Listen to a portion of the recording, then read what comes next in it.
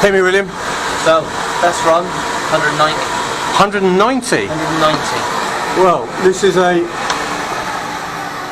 Bearing in mind, this is a Euro 4 H2, and the last one we did was just under 193. That's pretty good. It's pretty good, yeah. Isn't it? So, let's overlay it over the last one. Yeah, so, very comparable. There's no dips or big gains anywhere. No, it's pretty much the same. Pretty much the same. You could put that down to the conditions. I would say Kawasaki has done a very good job.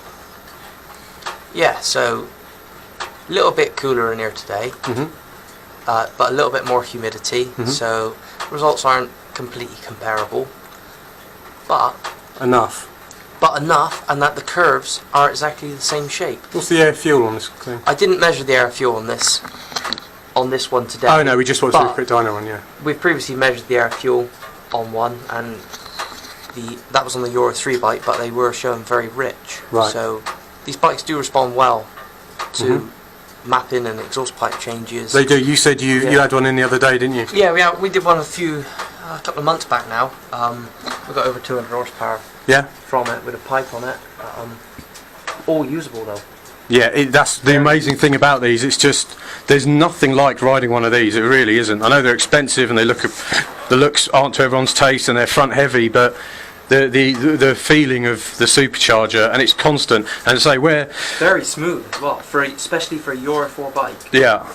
Well, if you try and grab this by the scruff of the neck, it tries to bite you back. If you're smooth with it, it works really well. But the big difference between this and say a JHS 1000 or a ZX10 or whatever is about 110. They're about equal. Yeah.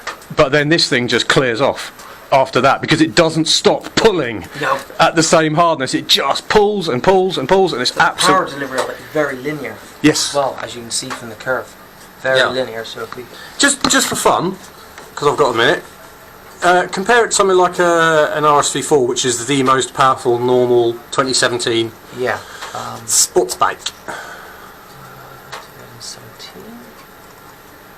There we go. So we'll take torque off. So we're just looking at power. So it's exactly 10 horsepower difference in peak. But through our mid-range, so we'll take 9,000 RPM. Holy cow! 25 horsepower difference. Wow, that is awesome. And that's a supercharger basically. Yeah. That's what a supercharger does. And torque was the same, wasn't it? Torque torque was the same. So. Yeah, 20 newton meters. 20 newton meters difference at $9,000 again. Wow. So, I mean, it's just, I tell you what, the most amazing thing about this is just when you're riding it and you get the brrr, brrr when you let off the throttle.